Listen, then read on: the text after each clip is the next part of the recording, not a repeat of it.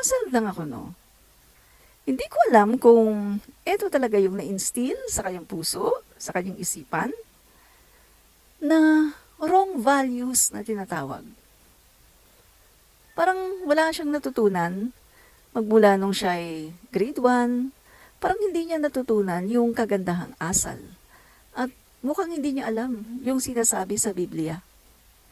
Doon sa statement niya na wala naman daw illegal doon sa kanyang sinabi, tungkol doon sa threat, na ito daw ay revenge from the grave. Guys, the fact na nakapagplano na siya, na meron na siyang kinausap, at sinabihan niya na itsugi itong tatlong tao na malalaki ang posisyon sa gobyerno. Ang Pangulo, si F. Elisa, although wala siyang posisyon sa gobyerno, pero siya ang better half ng ating Pangulo.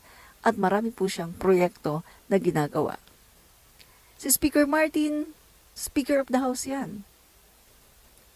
Guys, tingnan nyo wala daw masama, wala daw illegal doon sa kanyang sinabi.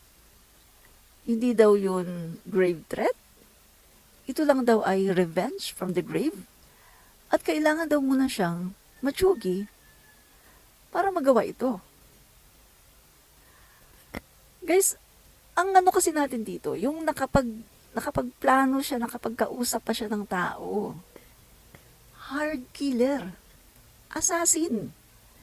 Although sinasabi niya na niwala nga daw siyang binanggit na assassin. Hello?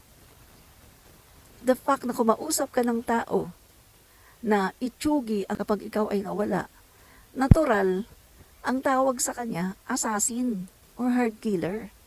Meron bang matinong tao na gagawa ng ganyan? Meron bang isang tao na gagawa ng ganyan na walang bayad? Ini-insist niya, hindi daw illegal yung ginawa niya. Hindi daw illegal. Parang gusto niyang i-instill sa utak ng kanyang mga supporters at ng mamamayang Pilipino na hindi masama ang magplano ng pagkitil ng buhay ng matataas pa ng mga opisyalis ng gobyerno at ng First Lady. So, naisip ko, di ba meron siyang mga anak? Ito ba yung ma-instill niya sa utak ng kanyang mga anak? Bakit para tila tinakasan na siya ng moral values, ng good values, ng isang Christian values na tinatawag? Yung natutunan natin sa paaralan since grade 1, yung nababasa natin sa salita ng Diyos, huwag kang papatay. Bawal ang pumatay. At yung salitang, huwag kang maghiganti. Diba? Well, pwera na lang kung talagang wala talaga siyang pananampalataya at hindi siya naniniwala sa Diyos. Kasi kung may takot ka sa Diyos, at kung alam mo ang sinasabi sa Biblia na ating constitution ng mga Kristiyano, di ba? The Bible is our constitution. Tayo mga Christian. Ito yung dapat nating sinusundan, ito yung dapat nating guidelines para sa ating mga kilos, pananalita bilang Kristiyano. Huwag kang pumatay. Huwag kang magiganti. Love your enemies. Pag binato ka ng tuhin mo ng pagmamahal, huwag mong gagantihan. Pag sinampal ka sa kabilang pisngi, ibigay mo pa ang kabilang mong pisngi. Yan yung mga turo sa Bible. Mga kaibigan, love your enemies. Magpatawad ka. Huwag kang maghihiganti. Kung titingnan natin mga kaibigan sino ba ang gumagawa ng kasalanan? Sino ba ang naninira sa gobyerno? Kung titingnan natin, etong nangyayari ngayon kay Lucrin ay consequence ng kanilang kagagawan, ng kanilang paninira sa gobyerno. Kung ano man ang nangyayari ngayon kay Lucrin, consequence yan ng kanilang pagrarally, ng kanilang pagpapabagsak sa gobyerno, ng kanilang mga ginagawa ng napakahabang panahon na walang nagkokorek sa kanila, walang pumapansin sa kanila kasi sila ang nasa kapangyarihan. Guys, lahat ng kasamaan merong katapusan. Kung anong ginawa mo, accountable ka dyan. Hindi ka dapat magalit. Ang dapat mong ginagawa, humingi ka ng tawad sa taong bayan. Diba? Humingi ka ng tawad sa Diyos. Humble yourself before God and ask for His forgiveness na mapatawad ka sa lahat ng mga nagawa mong kasalanan. Pero ang ginagawa ni Sarah, dinadivert niya ang atensyon. Kanyang binabato ng mga akusasyon ang Marcos admin. At kanilang sinisiraan. Guys, sabi ko nga kung magbabatuhan lang tayo ng akusasyon, aba, lugi ang Dutertes.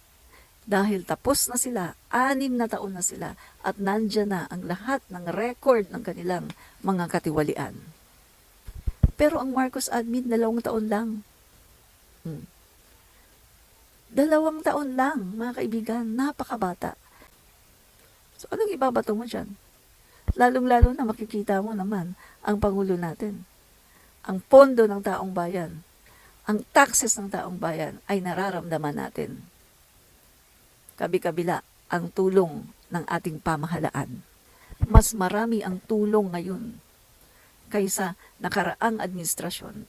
Imbis na dapat nga nung nakaraang administrasyon ng maraming tulong eh. Pero bakit ngayon ang nangyayari? Diba? Kaya yun mga kaibigan, alam mo, yung nakakalungkot.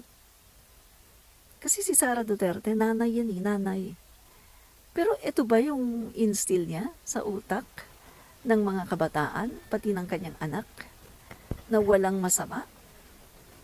Walang masama sa pagkitil ng buhay ng tao? Yung buhay mo, nag-iisa ka lang, pagkatapos kikitil ka 3, kapalit ng buhay mo. At revenge siya na, revenge, paghiganti. Gosh, masama ang paghiganti. Hindi yan itinuturo ng Panginoong Diyos. Hindi tinuturo ng Diyos na maghiganti. Unang-una sa lahat, sino paghigantihan mo? Ano bang ginawa sa iyo ng mga Marcos? Ano bang ginawa sa iyo ni Speaker Martin, na F. Elisa? Walang ginawa sa iyo. Kung ano man ang nararanasan mo ngayon, consequence yan ng mga mali mong paggasta, ng mga mali mong ginawa. Consequence yan ng ginawa mo. Iyo yan. Dapat akuin mo.